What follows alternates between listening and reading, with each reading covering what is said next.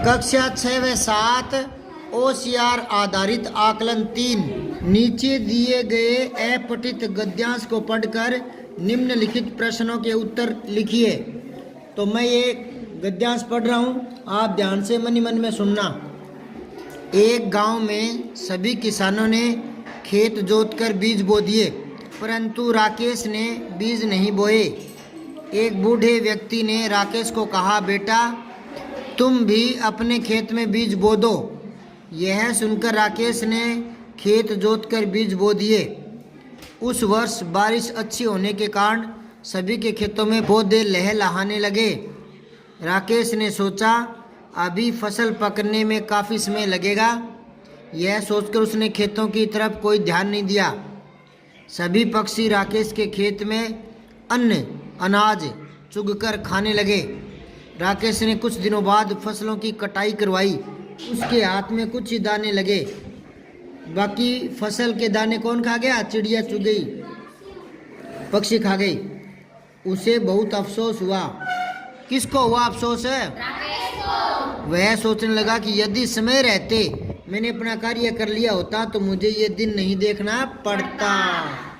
तो ये कहानी आपके समझ में आ गई। समय रहते अपने काम को संभालोगे तो काम सही हो जाएगा, और लापरवाही करोगे तो काम है बिगड़ जाएगा। काम है बिगड़ जाएगा। तो पहला प्रश्न देखो बेटे, राकेश के खेत में अन्न चुगकर किसने खाया? पक्षियों ने। चंद्रमा का पर्यायवाची नहीं है। मयंक तो है बेटा, हाँ चांदनी ये नहीं है।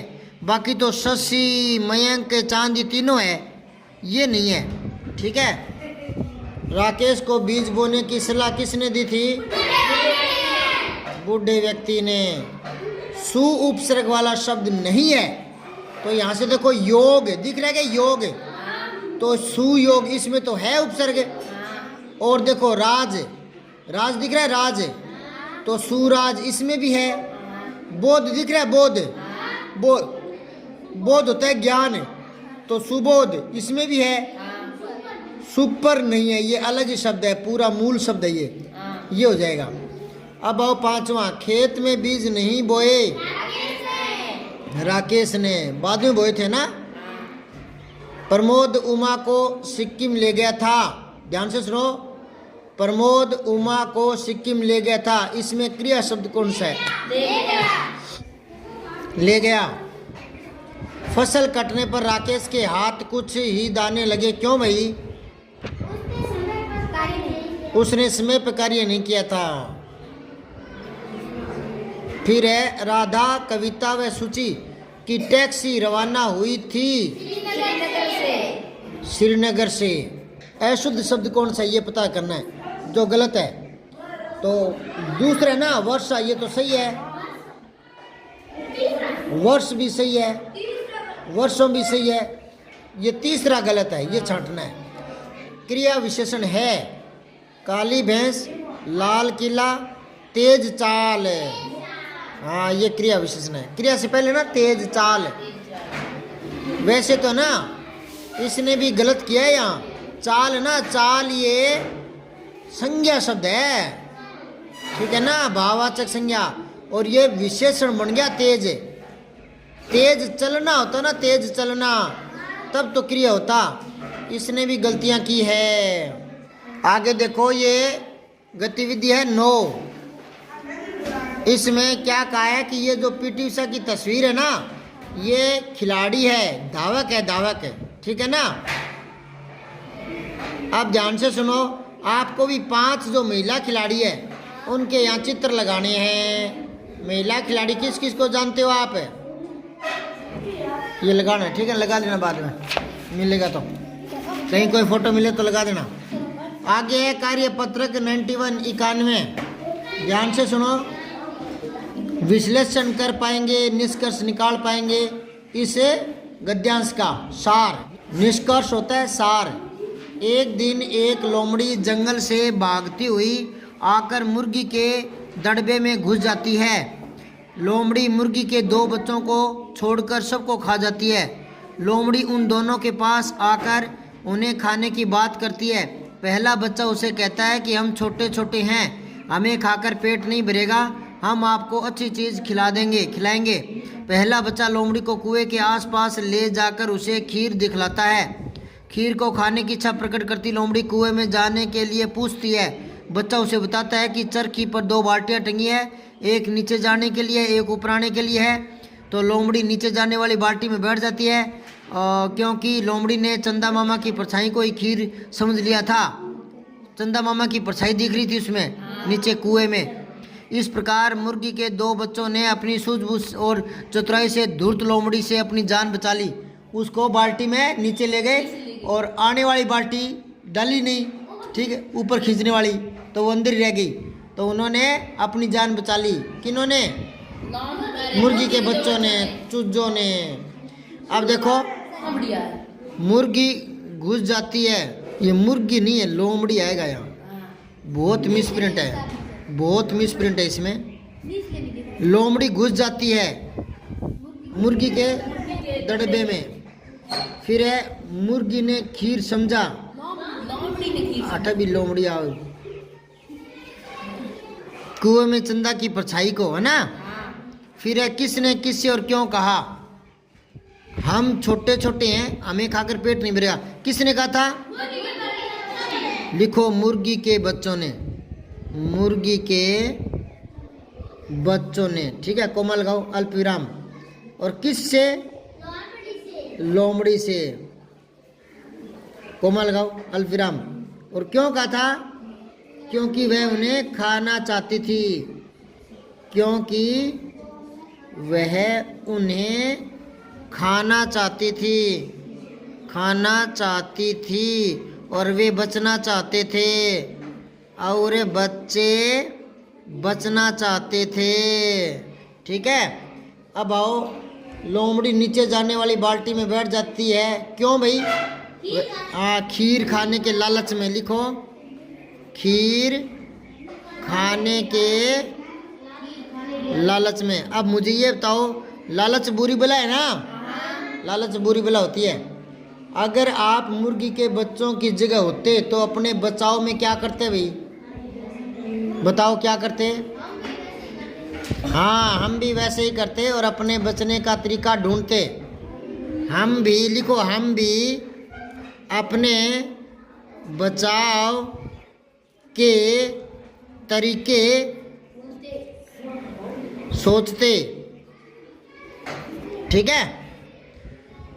इन क्रियापदों से वाक्य बनाना है आपको, सोचना से। तो वाक्य बनाओगे तो क्या लिखोगे? लिखो हमें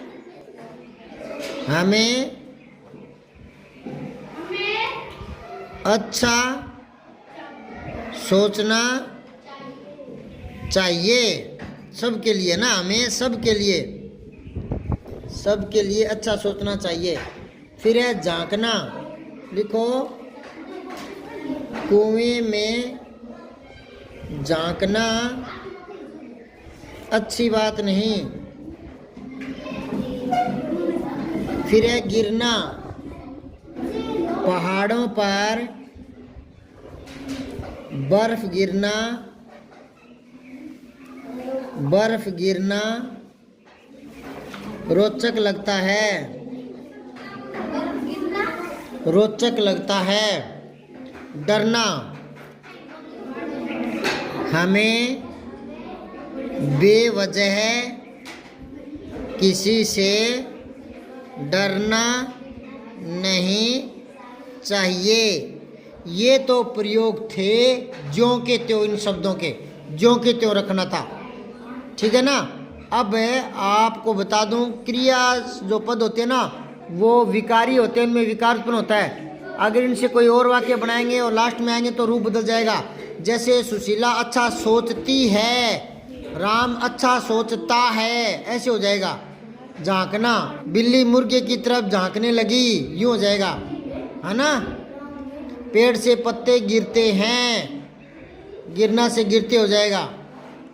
डरना, बुरे कामों से डरना चाहिए, ठीक है। चलो आगे देखो, वर्तनी सही करें। वर्तनी होता है मात्रा, जिसको अंग्रेजी में बोलते हैं स्पेलिंग, तो सही करनी है मात्रा। परछाई बड़ी ई आएगा, हाँ बड़ी ई। ये है जरूर है, ये जरूर है। ये जू की मात्रा रे पर लगेगी, ऊ की, ठीक है। ये है तरकीब, तो तय रे बड़ी की और बे तरकीब। और ये है बाल्टी, वैसे तो बाल्टी ही होता है, पर आजकल ये शब्द भी चल पड़ा बाल्टी, ठीक है ना। अब आओ 92। दक्षता गद्यांश पद्यांश को पढ़कर समझ के साथ उत्तर दे पाएंगे। ध्यान से सुनो इस कविता को। बड़े आलसी भालू राम सारे दिन करते आराम, आलसी तो आराम ही करेगा। बेच खा गए कई किताबें, जूते चप्पल और जुराबें, मास्टर जी का डंडा खाकर क्यों रोते अब चालू राम। हाथ हाथ पर रख कर बैठे रहते हैं ये दिन भर ऐंठे, इसलिए तो लोग इन्हें सब कहते हैं अब टालू राम, जो काम को टालता रहता है। ये दल्लू मठल्लू है ये। अब देखो इस कविता को आप क्या नाम देना चाहेंगे, मतलब इसका शीर्षक क्या देना चाहोगे। भालू राम है, लिख लो तो भालू राम है, जल्लू राम है ये, आलसी कहीं का, आलसी टट्टू है ये। भालू राम को कवि ने दो और नाम कौन कौन से दिए हैं। हाँ, चालू राम और टालू राम है, जो काम को टालता है, टालू राम है ये, आलसी। इस कविता के भाव को अपने शब्दों में लिखो, मतलब इसका सरलार्थ करना है, इसका मूल भाव लिखना है। तो इसमें क्या बातें हैं दोबारा से देख लो। बड़े आलसी भालू राम सारे दिन करते आराम, बेच खा गए नई किताबें, जूते चप्पल और जुराबें, मास्टर जी का डंडा खाकर क्यों रोते अब चालू राम। हाथ हाथ पर रख कर बैठे रहते हैं ये दिन भर ऐंठे, इसलिए तो लोग इन्हें सब कहते हैं टालू राम। तो लिखो भालू राम, भालू राम बहुत ही आलसी है, वह नई किताबें बेचकर खा गया, ठीक है ना।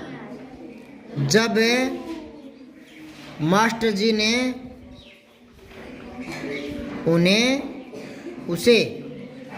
उसे डंडा मारा तो वह रोने लगा।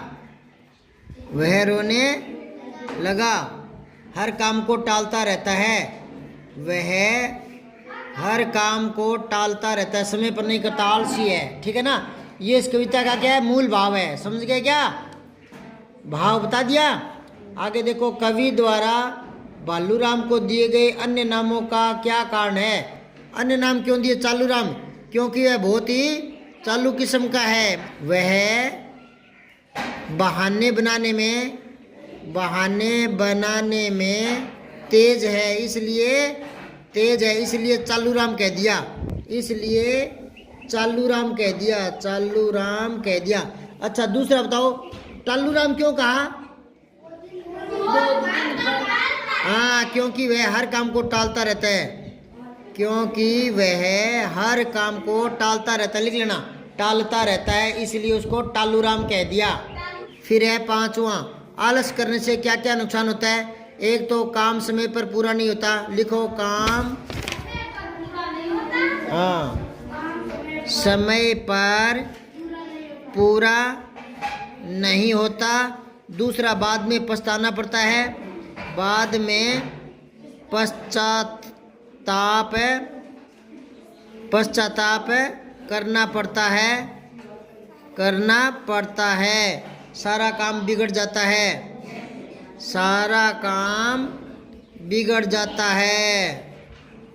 जाता है और आदमी आलसी बन जाता है, और आदमी ज़्यादा निकम्मा बनता चलता है, बनने लगता है। ये कर लेना। अब आओ 93।